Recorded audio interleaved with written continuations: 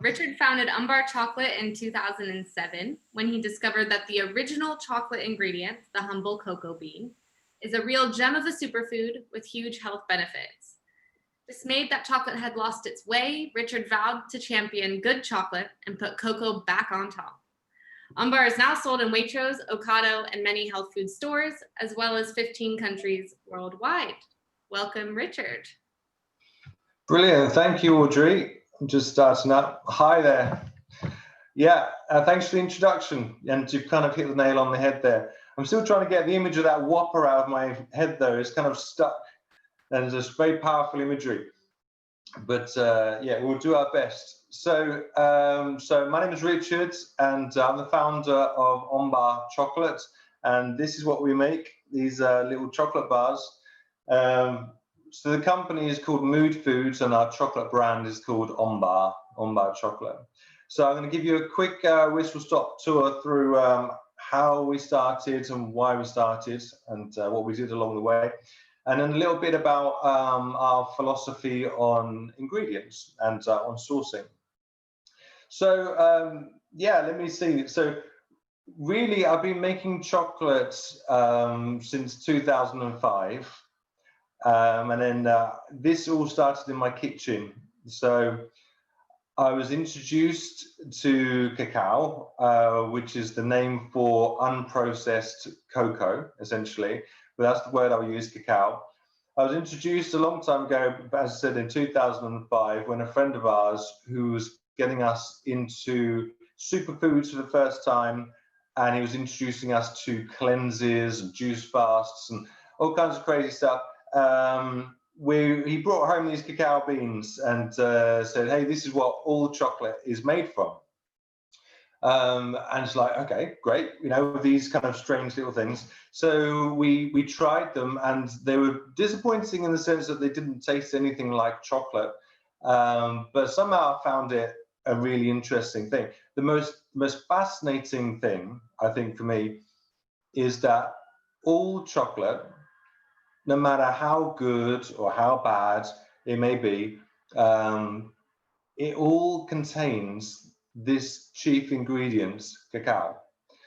And growing up, you know, I grew up loving chocolate like most people do. And I was eating Mars bars and Twixes and Kit Kats and Dairy Milk, whatever. And so really, cacao wasn't in the picture at all. It was just chocolate. And so that was my only understanding of cacao and chocolate. It was a tasty thing that we used to have.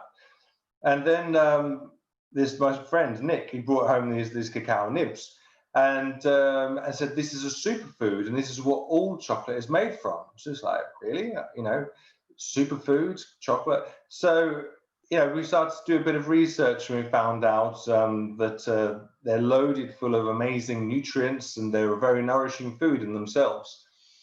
So for me, I found that such a fascinating thing, is that how come chocolate is a junk food when the main ingredient is a superfood? So I did my own experimentations with these cacao nibs, and I was grinding them up in a coffee grinder and mixing them with seeds and things, and I found it was a very powerful, potent food, and it was very energizing, and I loved it. I thought it was great. I thought, wow, this is how chocolate should be. So I thought, how can we make a chocolate bar then that maintains these superfood powers? So that's what I set about doing. So out come the pots and pans, because I didn't have a clue how to make chocolate, and the blender, and just kind of, I can't remember how many iterations and what we went through in order to try to make something that vaguely resembled chocolate. But we obviously got there in the end, and I made some chocolate bars, took them to a festival called Buddha Fields. Feels like a long time ago, and sold them, and they went down really well. So I thought, okay, great. So a few years later, we turned it into a business, and we established Mood Foods in 2007. And we continued to make chocolate in my kitchen, at the kitchen of a small terraced house that I used to live in. And again, we didn't have a clue what we were really doing, and we just figured it out. We managed to convince some local health food shops in Cambridge, where we live, to take our strange little chocolate bar and to take a bit of a punt on us. And so they did, and we remarkably sold a few. And then eventually we spoke to some wholesalers that supply the health food shops, and they took a punt on us and took it on and increased our distribution. And so we grew and we grew a little bit by bit, still in my house. And then eventually we found some distributors in other countries that would take us. It's like, wow, you know, we're really getting out to other countries. We're exporting now. But it's there's fraught with challenges along the way. And one of them in particular is the sourcing of the ingredients, because particularly back then, I didn't know where to start in terms of sourcing cocoa products, cacao. But at the same time, it's really important to us that we're buying very high quality, unroasted, minimally processed cacao that's ethical. And I like to try to get as close to the origin as possible. So whilst we were still making chocolate in my kitchen, we were also sourcing and importing cacao from Ecuador, the other side of the world. And we'd have these pallets turning up on our doorstep. And it was like 500 kilos, which was a huge amount at the time. And so that was the first challenge, really how to get hold of these amazing ingredients. And I think it's a lot easier now than it was, but still it can be a challenge. So then the next thing is really how to process these things. Chocolate is a very industrial process actually, and it tends to be done in some quite large machinery and quite tricky to do in a small terraced house kitchen. But we persevered with it. But sometimes, for example, like the cacao that would arrive from Ecuador was in a 30-kilo block, like big, heavy block, solid, and we had no way to break it. We even tried lobbing it out the first floor window to see if it would break on the pavement outside, still in its box, of course. That didn't break it either. So, you know, there was issues upon issues. How to use the best ingredients. This was our real challenge. So let me see.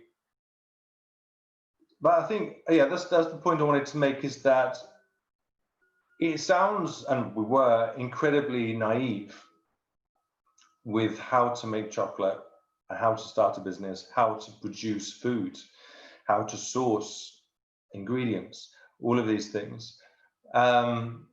So, and I think for me, that naivety can be a problem, because you don't know what's in the pipeline, you don't know what's coming. And it can be painful when these things do happen. But I also think that this naivety can be a protection, because I'm not sure if we would have started and gone through everything that we've done if I'd known what was coming. At least would hesitate in doing it all again. And the naivety helps, because it's like, you know, you want to create a product and you want it to be unique and you want it to be amazing. So it's like, why can't we have a healthy chocolate bar? Or why can't we make a superfood chocolate bar and go up against some of the big multinationals? So I think the naivety keeps you idealistic before reality kind of kicks in. And that idealism we also apply to ingredients as well. So we want it to be as natural and wholesome and healthy, even though we're making chocolate again. So the main philosophy then really that we have, or I've always had for ingredients and sourcing, is really to make it as natural and healthy as possible. And often that means trying to get whole food if possible. And again, for me, clean label is not just what it says on the on the back of the pack on the ingredients list. Clean label is also about where did it come from? What processing has been applied to it? Is it ethical? The whole supply chain is something that for me has always been important and part of clean label. There has been some ingredients over the years that could have really aided us in processing chocolate.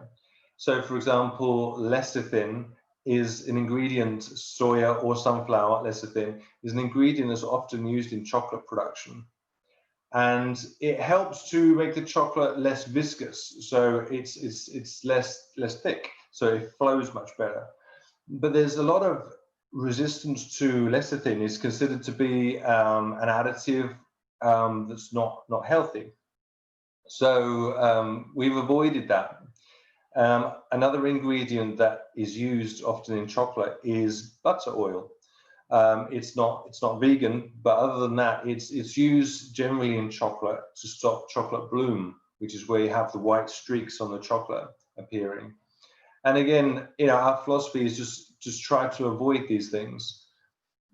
Palm fat is another one. Now, palm fat is something very straightforward. It's not like a necessarily refined too much. You can get it in a fairly wholesome form, but it's fraught with ethical dilemmas and issues. And so that is another dimension to the clean ingredients that for us has been very important. We wouldn't use it for that reason.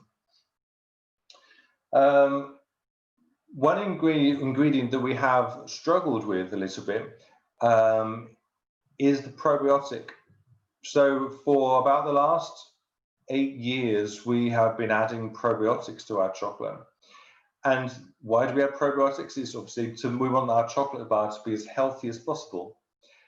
However, you can't get away from the fact that the names of the probiotics are very long, they're Latin names, and they don't sound necessarily very appetizing.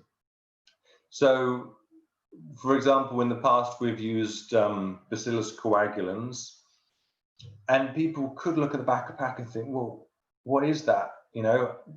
If they don't understand that or wouldn't know what it is, it could be seen as a negative thing. And partly for that reason, we've changed to one Lactobacillus acidophilus, which is what we use now. And it's still a long name. It's still could be, what the hell is that thing doing in my chocolate bar? But it is a strain of probiotic, of bacteria, that is fairly well known. So that has partly guided our choice there in choosing that particular strain. But it is a challenge. But the question really is does that make it not a clean label because we have a strange name on the back of pack? I think it could be something seen as negative, but if people understand it, then they see it as a benefit.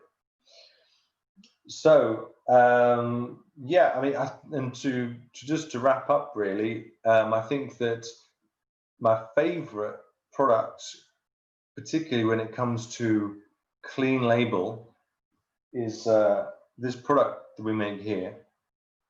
And this is 100% cacao. So that means it literally, all of that is just one ingredient, and that is cacao. Not even any probiotic. So this one is the ultimate for me in clean label, which is also my favorite bar as well, which is great.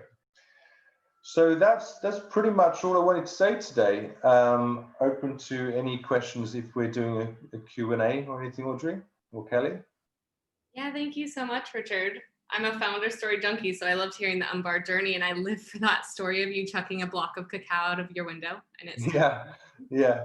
And I'd also love to try that 100% cocoa bar too, because I feel like it's incredibly bitter, and I just need to get some of that.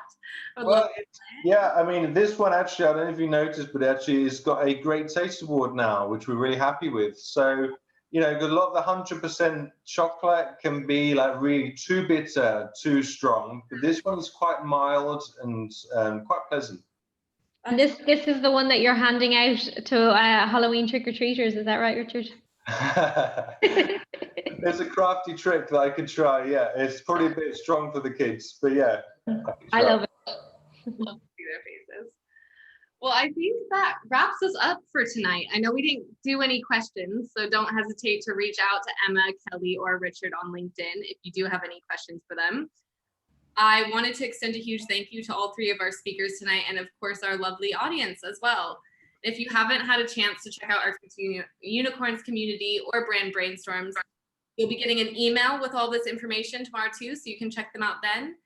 And in case you'd like to share these learnings with a colleague or just rewatch them at any point, we're also making the event recordings available to attendees early next week. So watch your inbox for that as well.